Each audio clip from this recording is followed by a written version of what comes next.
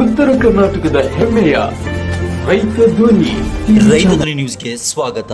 25 ವರ್ಷ ಕಳೆದರೂ ಗ್ರಾಮಸ್ಥರಿಗೆ ಸಿಗದ ಸೇತುವೆಯ ಭಾಗ್ಯ.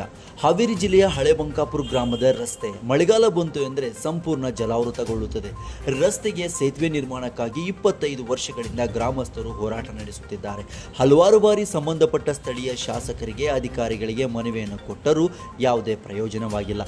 ಈ ರಸ್ತೆಗೆ ಸೇತುವೆ ನಿರ್ಮಾಣ ಮಾಡುವುದಕ್ಕಾಗಿ ಯಾರೂ ಮುಂದಾಗಿಲ್ಲ. ಪ್ರತಿ ವರ್ಷ ಮಳೆಗಾಲ ಬಂದರೆ ಇಲ್ಲಿನ ಗ್ರಾಮಸ್ಥರಿಗೆ ಹೊಲಗಳಿಗೆ ಬೇರೆ ಊರಿಗೆ ಹೋಗುವುದಕ್ಕೆ ರಸ್ತೆ ಇಲ್ಲದಂತಾಗುತ್ತದೆ.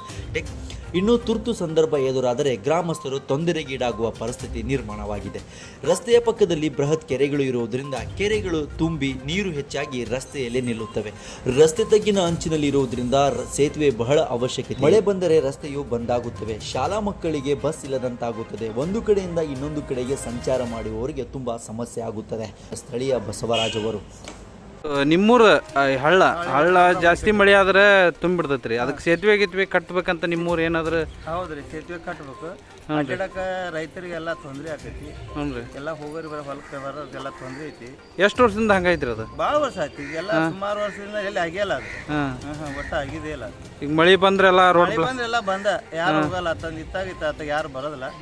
ಬಸ್ ಎಲ್ಲ ಬಂದ್, ಎಲ್ಲ ಶಾಲಿ ಹುಡುಗರಿಗೆಲ್ಲ ಬಂದ್ ಹಾಕೊಂತಾವು. ಹುಡುಗರು ಅಲ್ಲಿಂದ ಅಲ್ಲೇ ಉಳ್ಕೊಂಡಿಲ್ಲ. ಮತ್ತೆ ಬಸ್ ಬರ್ಲಿಕ್ಕೆ ಯಾವ ಶಾಲೆ ಹುಡುಗರು ಹೋಗ್ತಾ ಇಲ್ಲ.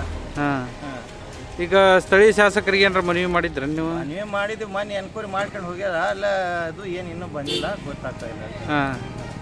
ಈ ವರ್ಷ ಆಗ್ಬೋದನ್ರಿ ಅದು ಸೇತುವೆ? ಏನು ಆಕೈತೆ ಒಟ್ಟು ಎನ್ಕ್ವೈರಿ ಮಾಡ್ಕೊಂಡು ಆದಾಗ ಆಗೈತೆ ಅನ್ನೋದು. ಆಕೈತೆ ಅಂತೇನು ಗ್ಯಾರಂಟಿ ಇಲ್ಲ. ಒಟ್ಟು ಆಗೈತೆ ಅನ್ನೋದು ಇನ್ನೂ ಎಷ್ಟು ವರ್ಷಕ್ಕೆ ಆಕೈತೆ ಗೊತ್ತಿಲ್ಲ. ಒಟ್ಟು ಮಾಡ್ತೇವೆ ಅಂತಾರ, ಅದ್ರ ಮುಂದೆ ಏನು ಮಾಡಿದ್ರೆ ಗೊತ್ತಾಗ್ತಾ ಇಲ್ಲ ಅಷ್ಟೇ.